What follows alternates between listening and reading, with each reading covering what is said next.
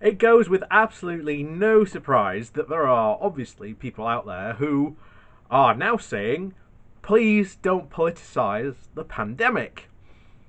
And when you look at all the available evidence, there is no way but to not say that the coronavirus and this entire pandemic at the moment is a failure to put into place policies to make sure that institutions are funded, to make sure that, again, if this crisis had happened, that there were reasonable measures in place, ready to go, should something like this happen. So, absolutely, this is a this is political.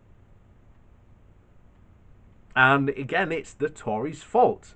We've just come out today. The Sunday Times just ran a story that basically went, look, back in 2016, the government, which again was led by, it was David Cameron or Theresa May. I can't remember, but, roughly the same people back then. Basically, when we ran an exact scenario, which again governments do, they run these scenarios to see how prepared they are, and to test things. And what do you find out? The entire scenario came back that the UK was woefully underprepared for a potential pandemic or an influenza pandemic. What happened now? 2020, here we are. Influenza pandemic, COVID-19. So this is absolutely a political issue and a political failure on the part of the Tories. They knew that this country was underprepared back in 2016, and they did nothing because it involved spending money. And if there's one thing that the Tories do not want to do, is that they want to spend money on public services and especially institutions in this country. That is very clearly now embedded into their ideology. So we're going to go back to a lot of people. Again, this comes from politics.co.uk, and this is coronavirus is political. Don't let them tell you otherwise. And I would absolutely echo that well and truly 100%. Just because we are in a crisis mode doesn't mean you can't criticize the government for their failures, which is what exactly they are trying to do, and people who spout this are trying to do. So, please do not politicize this pandemic. It's the rallying cry of the clueless. There is nothing about this pandemic that is not political.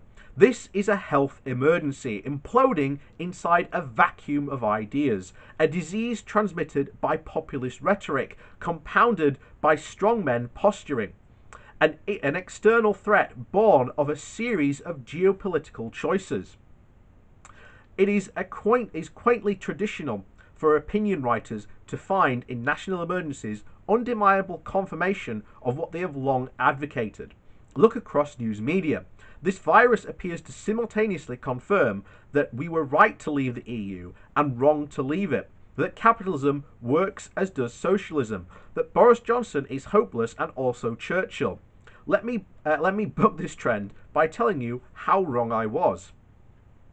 Had you asked me a few months ago which of my two homes, the UK or Greece, I would rather be stuck in during this hypothetical pandemic, I would have answered the UK without a moment's thought. It would have been a no-brainer.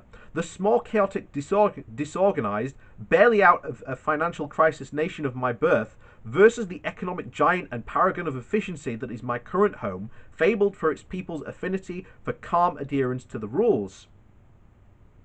But I have watched in horror the dithering, inefficient, muddled way in which the UK government has handled this and the self-centred reaction from some parts of the British public. Are you an epidemiologist? Challenged some of the trolls who for years have been telling us that they've had enough of experts. Well, no, I'm not an epidemiologist, but I don't need to be in order to understand the science and make a judgment on the political choices that have followed from it.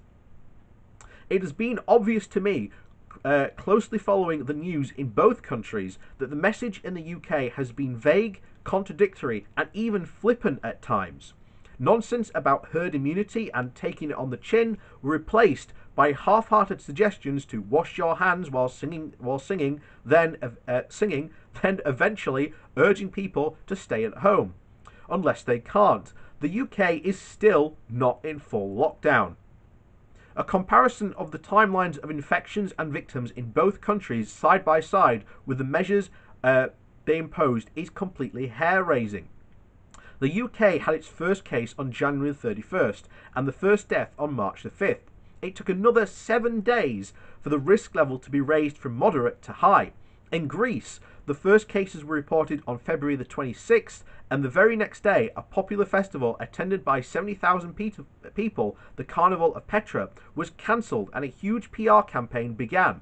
On March 4th, social distancing measures were announced and TV spots and daily press briefings began. On March 10th, schools and universities were closed. By contrast, the UK government at that point was fully allowing the Cheltenham Festival to go ahead, an event which attracts more than 250,000 visitors. On March 13th, all bars, restaurants and cafes, museums, sporting facilities and shopping centres were closed in Greece.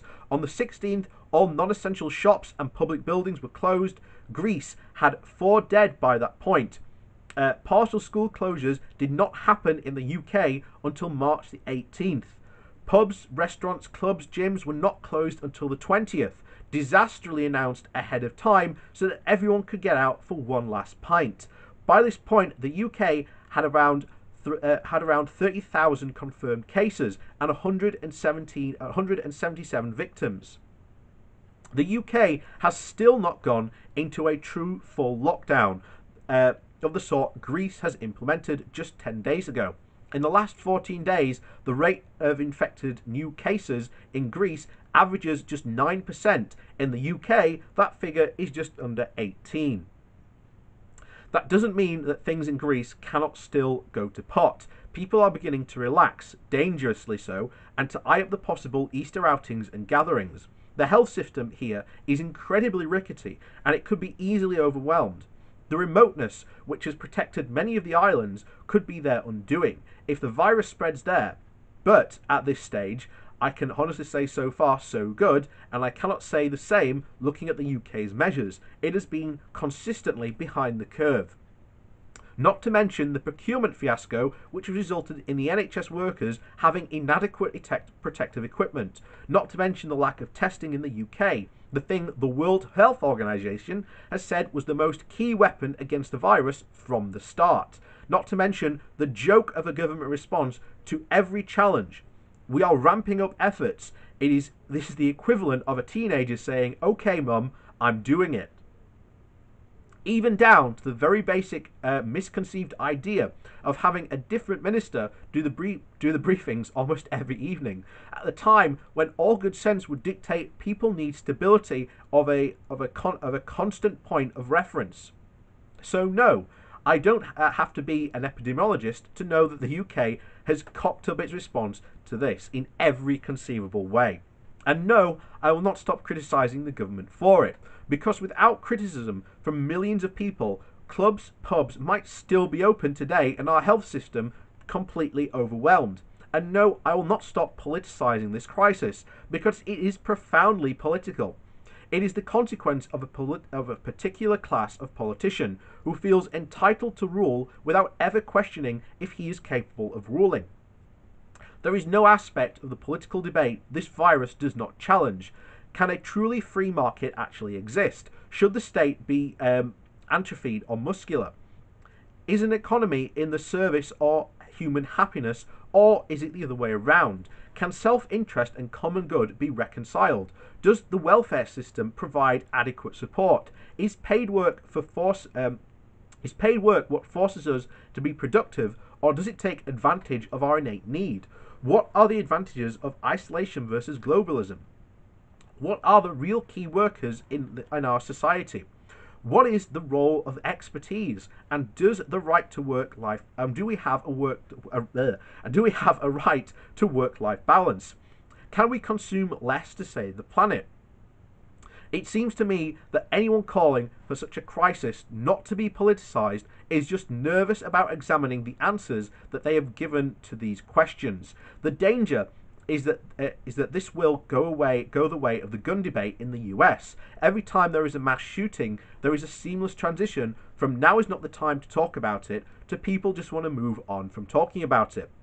This crisis is political. If we ignore it, we waste the chance to review the choices that brought us here and where we are, and then we compound the tragedy and the loss of life.